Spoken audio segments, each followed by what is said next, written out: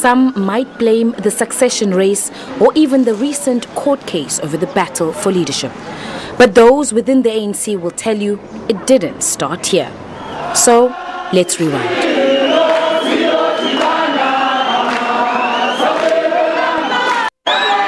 The battle lines were drawn in the build-up to this conference. The now former chairperson, Senzo Mchunu, challenged his then secretary, Sihle Zikalala. Zikalala came out victorious, taking over the reins from Mchunu. But Mchunu and the branches who had supported him were not willing to accept defeat that easily. While Zikalala and his new leadership wanted a clean slate, within months, Mchunu was removed as premier. Four of his MECs quickly followed. When a man or a woman accuses you of something, there is always an obligation. It's not a matter of choice. It's an obligation that you place before the accused all the facts, all your relevant evidence, so that there is integrity, there is fairness. On the ground, branches who raised complaints of manipulation ahead of the conference still aggrieved, and the local government elections that followed didn't help the situation. Allegations that candidates were selected along factional lines were made, leading to bloody clashes. In Changa, west of Durban, once a quiet semi-rural area, became a hotbed for violence. It became not a problem for the ANC, but it threatened the unity of the alliance. SACP leaders pointed fingers at the ANC. Following several deaths, leaders then intervened. While all this was happening, a handful of branch members were preparing what would become a landmark case. They wanted the courts to nullify the results of the 2015 elective conference. The case became a political hot potato until the ruling was made. Lawrence Dube and others had succeeded to delegitimize the ANC provincial leadership. It is time that the ANC should take ANC matters serious. Stop factionalism, stop this thing of segregating and favoritism. It's time for the NEC to sit down and be sober. This matter, to start with, was not even supposed to come to court.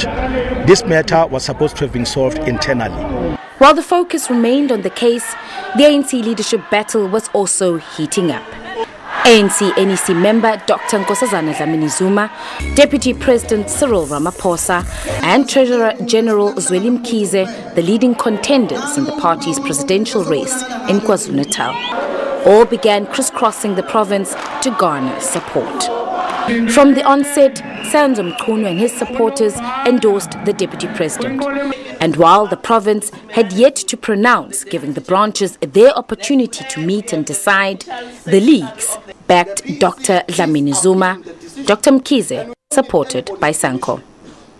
Now, with 5 weeks to go to this much-anticipated conference, the ANC in KwaZulu-Natal says presidential hopeful Dr. Nkosazana Dlamini-Zuma is leading the ANC's presidential race in the province, with half of the branch nominations completed.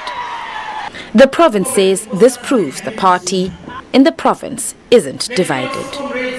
As it stands now, there are 247 branches that have nominated Comrade Nkosazana Dlamini-Zuma, 69 branches have nominated Comrade Cyril Ramaphosa, and 2 branches have nominated Comrade Zweli, which proves wrong, by the way, the narrative that has been propounded in society that KZN is highly divided, is divided right down in the middle.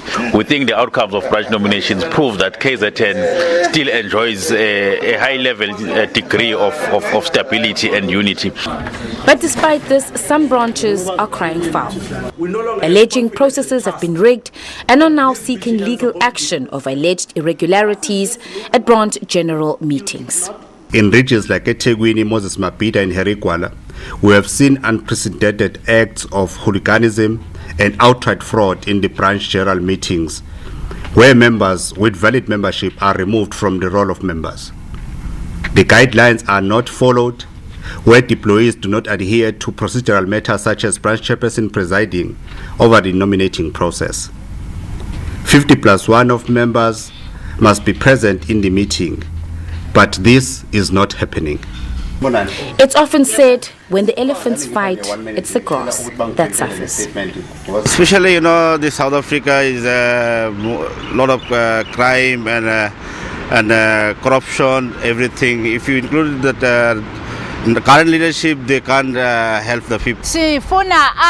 We want government to provide us with opportunities and build us houses. I am old now, I don't even have a house.